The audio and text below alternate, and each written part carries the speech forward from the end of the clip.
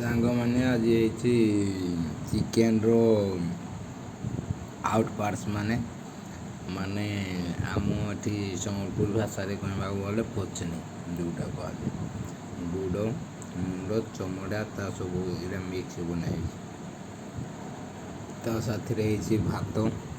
ଏବେ ଟ୍ରାଏଲ୍ ତ ମୁଁ କରିସାରିନି ଫିର୍ ବି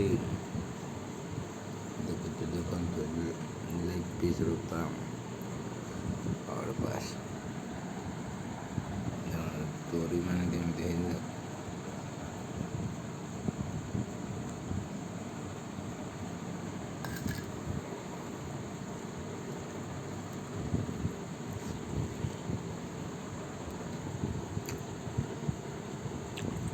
भाई टेस्ट जबरदस्त।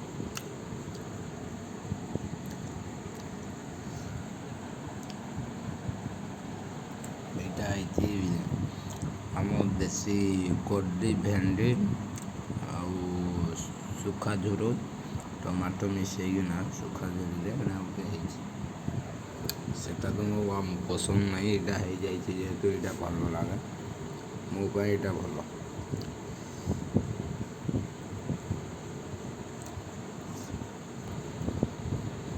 ଜଣା ପିସ୍ଟା ବହୁତ ବଢ଼ିଆ ଲାଗେ କାହିଁକିନା ଏଥିରେ ହାଡ଼ ଲାଗିଥାଏ।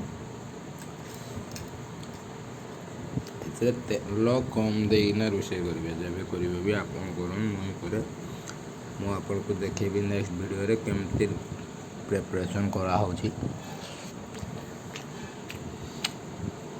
ଭାଇ ଜବରଦସ୍ତ ଏତେ ଅଏଲ୍ ବାହାରୁଛି ଦେଖନ୍ତୁ, ଆପଣ ଦେଖିଲେ ଜାଣିପାରୁଥିବେ ଅଏଲ୍ କେତେ ଅଛି। ଅଏଲ୍ର ପରିମାଣ ବହୁତ କମ୍ ଅଏଲ୍ରେ ମୁଁ ଏକେ ପାଇଁ କରିଛି ରୋଷେଇ।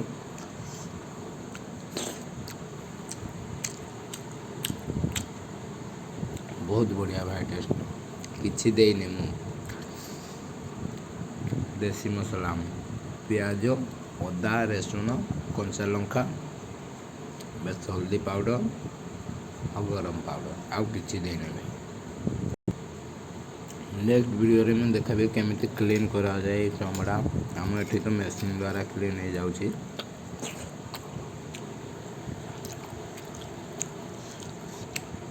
ଭାଇ 20 ଟଙ୍କାର ଆଣ ଜଣେ ଖାଇପାରିବନି, ଚାନ୍ସ ନାହିଁ ଖାଇବା।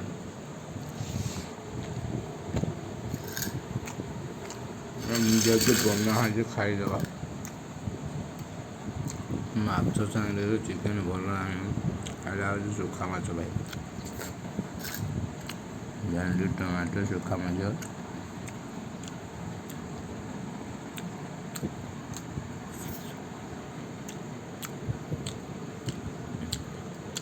टेस्ट बहुत बढ़िया ଅଛି।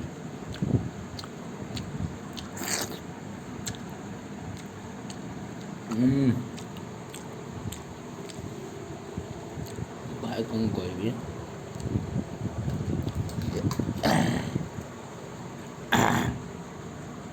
ଚିକେନ୍ର ଆଉ ପାର୍ଟ